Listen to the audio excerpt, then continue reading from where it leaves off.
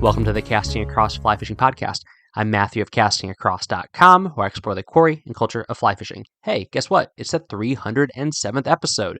Nothing significant about that. However, I think I would like to point out that in a few episodes, once we hit 310, I will be interacting with your questions, your comments, and your accusations. So if there's something that you've heard me talk about in the podcast that you'd like to get clarification on or you want to push back on, or if there's something random that is fly fishing or fly fishing adjacent that you have a question about, then send it my way, Matthew at castingacross.com. I say it all the time, and I'll continue to say it until I'm done doing this, and that is answering emails is one of my favorite parts of doing Casting Across, whether it be a question about fly rods, a question about fishing like the Mid-Atlantic or New England, wherever I fish the most. That kind of stuff I absolutely enjoy. And then I get off-the-wall questions or even just comments that I think are really, really fun. And so I always invite lots of interaction. So Matthew at castingacross.com. Send those things my way. Or if you prefer to just do something on social media, even though I'm not on those platforms a bunch, I do see the notifications when they come through. All right. So the Casting Across Fly Fishing Podcast, if you're new or if you've been along the ride for the last 306 episodes, I like to dive into what may be a relatively niche aspect of fly fishing, or it could be on the very, forefront of fly fishing. And I like to vacillate between those two because I like to really touch on the breadth and the width of the opportunities that the quarry and culture of fly fishing avail themselves to those who participate. And so today, that's definitely going to be the case. Now, I want to say right off the bat, which is a little ironic considering we're almost 2 minutes in the podcast, but right off the bat of the content, that if you do not hunt, there is a lot in here for you, okay? So I'm going to be talking about kind of the confluence of hunting and fishing, a cast and blast episode of the podcast, if you will. But trust me, if you do not want to pick up a gun, if you do not want to pick up a bow, if you don't want to do anything aside from casting a fly rod to catch fish, there's still a lot of information in here for you. In fact, very, very soon, I'm going to talk about how knowing when the hunting seasons are is going to put you on more fish for a very, very good reason. So this is a cool idea that I've touched on in other aspects and ways over the last almost 9 years now of Casting Across, but I wanted to talk about since we are drawing near to the beginning of waterfowl season up here in New England. Actually, this weekend, as this is being recorded and released, my boys will be out for Youth Waterfowl Weekend. So that's an exciting time of the year for me. But how does this, again, dovetail, or ducktail, if you will, with fly fishing? Well, this first came into my mind in a very clear way when I was living in Pennsylvania. So I lived in South Central Pennsylvania in the Cumberland Valley between 2005 and 2010. Now, I was in that area a lot prior to that. If you say, like, you talk about fishing in that area quite a bit. That's true. When I was living in Northern Virginia, I fished in South Central Pennsylvania. So even though I only had an address in Pennsylvania for a little over 5 years, I was fishing there for much, much longer, both in the front end and the back end of that time period. But one of the things I like to do was go up to Erie and also in the State College area and, of course, in Cumberland Valley and fish the tribs up in Erie, the spring creeks in central PA, and then, of course, the spring creeks down in South Central Pennsylvania. And one of the things that I noticed is when hunting season came along, especially the weekends, the rivers were much less crowded. So if memory serves me correctly, it was like the weekend after Thanksgiving or something to the fact, the Monday after Thanksgiving, that deer season opened up for rifle. And that was a day where even though I would go out hunting in the morning, I would get out to the river in the afternoon and there was not that many people there. And so I start thinking, like, I know a lot of folks around here, they do everything. They hunt and they trap and they fish and they fly fish and they use conventional gear and they bow hunt and they use, rifles and they do all these things. And a lot of folks like to have that full range of opportunities in front of them. And so they try to do a little bit of everything. So for me, although I was hunting a little bit, I was still mainly fly fishing at the time. And I thought, I wonder if I can take this on the road. And so the tributaries up in Lake Erie, which were an absolute madhouse, I tested this out. And one time I did it multiple times, but the first time I did it, I said, I'm going to go in the first Saturday of deer season and I'm going to go up and I'm going to see what those rivers are like. And lo and behold, the crowds were significantly down. I'm just taking a stab at like 30 to 40% down at the places that are usually mobbed, like the major access points. So what did that show? Well, that showed that a lot of outdoors folk like to do a lot of different things, and they're going to take advantage of some of those best opportunities. So, of course, when that first fresh run of fish would come in, that would probably trump other things. But that first day of deer season, that probably trumps getting out on the river on a normal day of fishing. And you can just go down the line. There's the first day of archery season, the first day of muzzleloader, the first day of shotgun, the first day of rifle. There's the doe season, and then there's the buck season. All of those different things. First day of turkey, waterfowl. Waterfowl has its breaks, so people stop hunting for ducks, and then they go back out on the river, and then they go back out for ducks again. So what does this mean? Well, it means a few things. Even if you are just an angler, pay attention to your state's hunting calendars. And there's a very good chance that you can access this online just as easily as you access the fishing dates that are online. But this also does something else that is really, when you get down to it, way more important than giving you an opportunity to fish with a little bit more elbow room. And that is if you fish places that are a little bit more remote, these are the dates and the days where you want to mix some blaze orange into your fishing clothing. Okay. Now, I am not one of those people that thinks that you need to wear camouflage or all drab colors to go trout fishing. There's a very good chance if you're making casts either from like a high mountain, like gradient stream, you're casting from below those fish or behind cover, you could be wearing a neon jumpsuit and it wouldn't matter. And if you're making casts from like 20 to 25 feet out, same thing. You could be dressed in the most ridiculous garb possible and you're going to still be out of that fish's line of sight. Fish are much more attuned to motion, shadows, and silhouettes than they are to color. And I will live by that and die by that. Are there cases in very still, crystal clear water where color may have a perceptible difference? Probably. But it is not that big of a deal, and it is certainly not as important as staying safe when people are hunting, particularly during turkey season. I think that is goes without saying that just the way people are hunting and the close range people are hunting in, it's very, very wise to have on some blaze orange. And there's even places where that is going to be part of the regulations of where you are fishing, where if you are in that area, you need to wear some blaze orange. So the easiest thing to do is to have a little an orange jacket or an orange hat, and you definitely go at it that way. But don't neglect to do that because you think, oh, I might spook the fish. You know what would be way worse than spooking a fish? Getting shot. Okay. With that said, actually, I'm going to kind of circle around to a gear-related thing before I go back into taking advantage of hunting and fishing at the same time and the opportunities that presents. And this is something I've mentioned a number of times on the podcast and on the website. And that is that you should be going into hunting catalogs, hunting for gear. I was just reminded of this recently. I was looking for a pair of waterproof hunting pants for when I am goose hunting in fields, and I saw how many pairs of underwater pants and how many options and sizes and bib styles and things like that that they have available for the duck hunters. I mean, even just one catalog had more varieties from one company than I can think of from all the major fly fishing companies.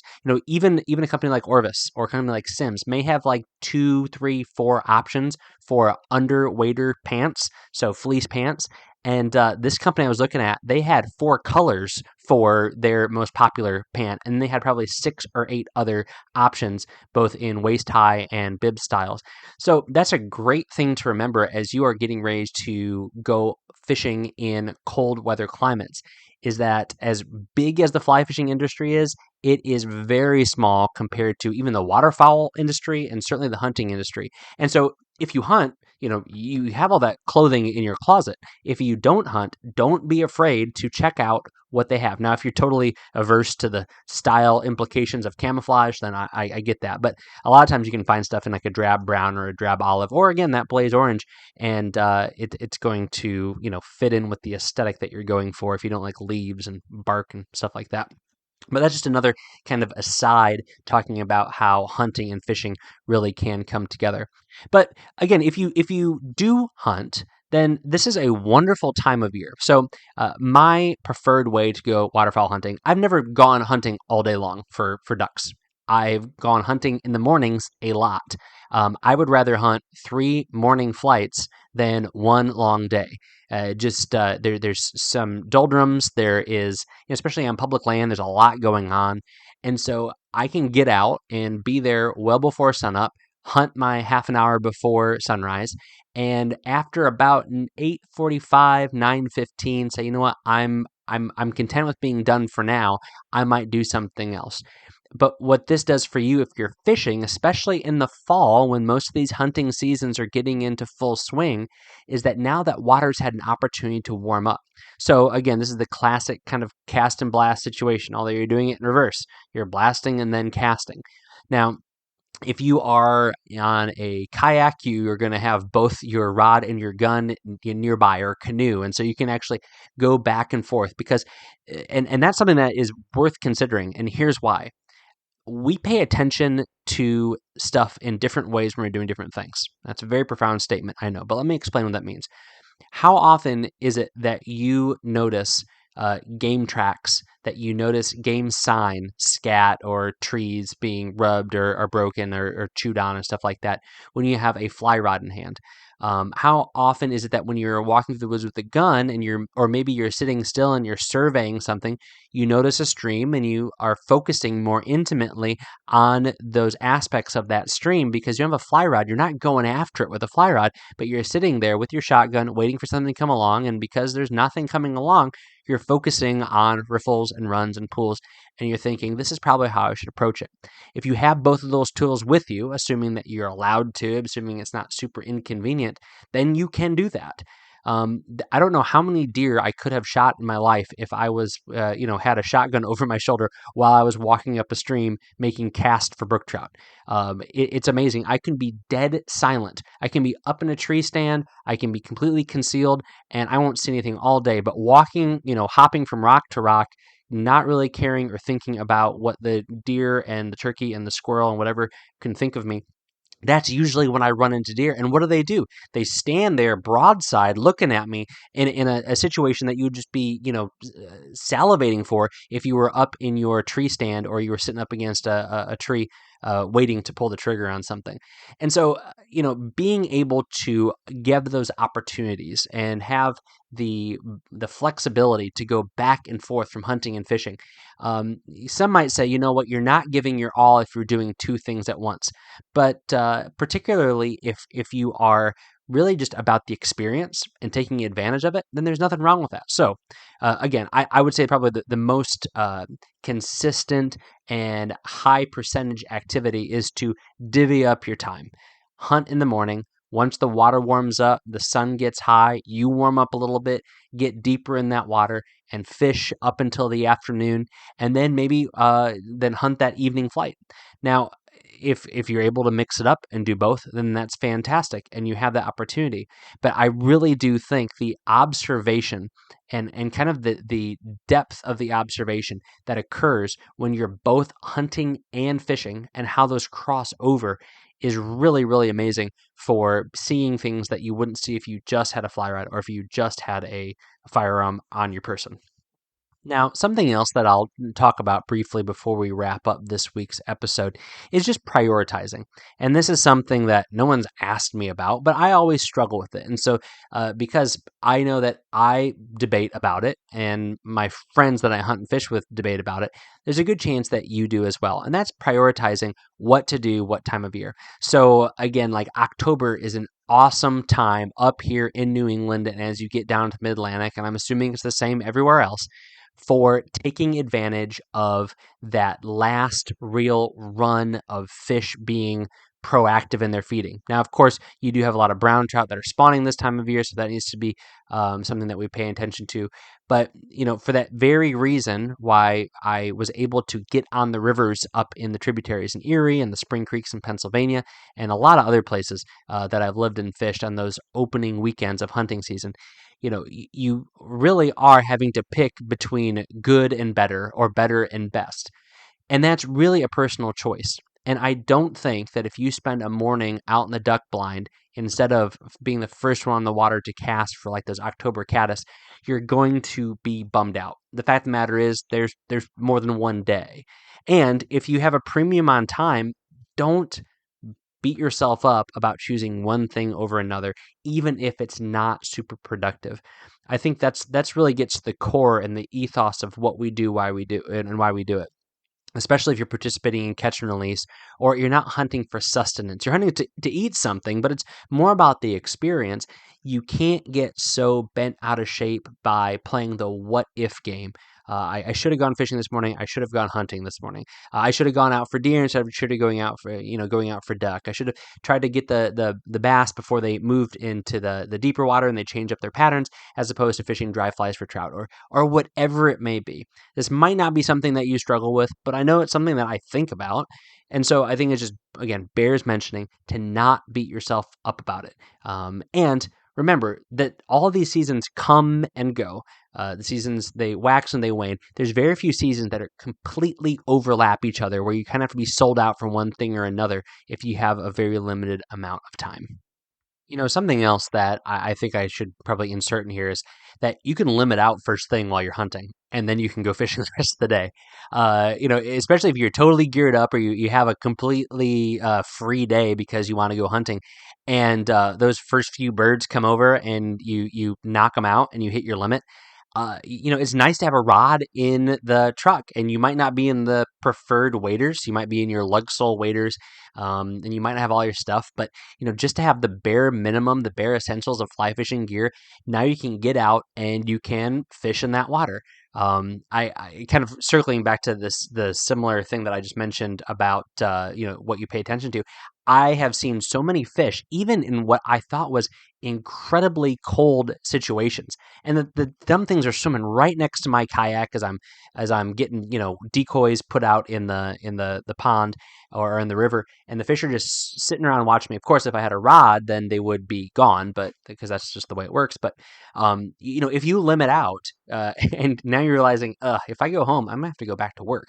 Then have that fly rod available, and you can get after it. So a few things on gear, crossover gear. Again, before we conclude this week's podcast, um, it's important if you are indeed trying to do both at the same time, out of a canoe or a kayak, especially, to have some floating things. So, like a floating gun case is a really helpful thing to have. These are usually just foam lined with enough of a high density foam so that they can float a 6, 7, 8 pound weapon. Something else that's important to have is a rod that breaks down and to bring it in that rod case.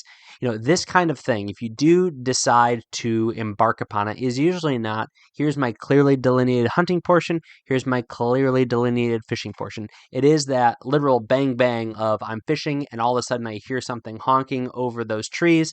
I need to put this rod down right away, pick up the gun, make sure it's loaded, make sure the safety's where it's supposed to be, shoulder it, start honking myself, waiting for those birds to come up. Now, if that happens, I don't want my fly rod, even if it's an inexpensive fly rod, at the bottom of that boat because I'm throwing things all over the place. It's important to be able to have things in a safe and secure location. It's also important to keep things dry. Again, things get so wet when I hunt in a way that they don't get wet when I fish. And part of that is because, things just happen much, much more quickly. It's not that I baby my gear when I'm fishing, but I'm just a little rougher when I'm hunting, just because there's a lot more big moving parts. And so to have good, solid protective gear, I have a big, heavy-duty backpack that I can put really anything and everything that I want to put in it. And so is there enough room for a 4-piece fly rod or a breakdown travel rod and a box of flies and some stuff in that bag? Absolutely. The rod and the rod tube gets strapped on the side, and I throw everything else in the waterproof bag, and it goes into the bottom. And all my hunting stuff goes on top of it. But if I have the opportunity to get into it, I can get into it, and I can make a few casts. And if it's just, the air is dead still, nothing is flying, there's no turkey in the woods in that spot, then I can fish for a little bit. Now, again, this really is waterfowl specific because you aren't necessarily going to be near water if you're turkey hunting or deer hunting or anything like that. But some of the same principles can apply, especially if you're utilizing a water body as your primary mode of transportation. So again, a lot of little bits and pieces of things to think about. Hopefully it's helpful and beneficial for you as you make active preparations for these seasons that are coming up. Or if you're just fishing and you said, you know what, I probably should be wearing more orange, and I probably should think about fishing more when people are hunting more, because then there'll be more space on the water for me. If you have any questions, comments, or accusations about that, let me know. Matthew at castingacross.com, and it very well may make it into a podcast in a few weeks. This week on castingacross.com, the first article was actually 2 recent podcast episodes kind of distilled into an article. Because again, there's some folks that listen, some folks that read, and a couple people that do a little bit of each. So this is called Catch. That's how you pronounce that word, right? Catch, snap, and release. Catch, snap, and release. And so it gives 12 questions to ask yourself as you prepare to land, photograph, and release fish. So 12 questions to think about. And again, it's all about having a plan, because if you fail to plan, you plan to fail. Wednesday's article, this is exciting, right? It's called Time for a Good Book, a Fly Fishing Library. So I have recently gone through and made sure that the fly fishing books page over on castingacross.com has been updated. And so there's well over 70 books on there. Now, some of the book reviews are as short as a paragraph. Some of them are a full interview with the author. So it really ranges in there. But I've reconfigured it so that now if you go to a fly fishing library, which is at the top of the website and the desktop version, or on the right-hand sidebar in a logo of the desktop version, it will give you pictures of the covers of these books. So I know that there's more going on than a cover of a book, as they say. But this gives a little bit more visual representation of the kinds of books, the variety of books, and the rainbow of cover colors of books that you can see and find more information on Casting Across. This week's recommendation is actually book related. So I ask for this quite frequently, and I absolutely love it when I get feedback. What is your favorite fly fishing book? What is a book that you want me to read? And, folks have done this. I'm not saying you have to do this, but folks have sent me books and to read because they think, hey, I really like it. I'm happy to send you a copy. And that's been fantastic. Books like that usually get a full review. I've gotten books from authors, from publishers, and just from folks who like hearing what I have to say about the books that they like. So if you are interested in that, let me know, Matthew at castingacross.com. But again, bare minimum, just let me know a book that you think should make it onto my review list. My stack is pretty big right now for books I'm reading for work, for family, for fun personal reasons, and then also for fly fishing. So, but it'll definitely get incorporated because a good book is worth it. Thanks for listening to the Casting Across Fly Fishing Podcast. Please subscribe in your favorite podcast app, rate the podcast on iTunes and Spotify. Then head over to castingacross.com for 3 posts a week on the people, places, and things that go in the pursuit of fish.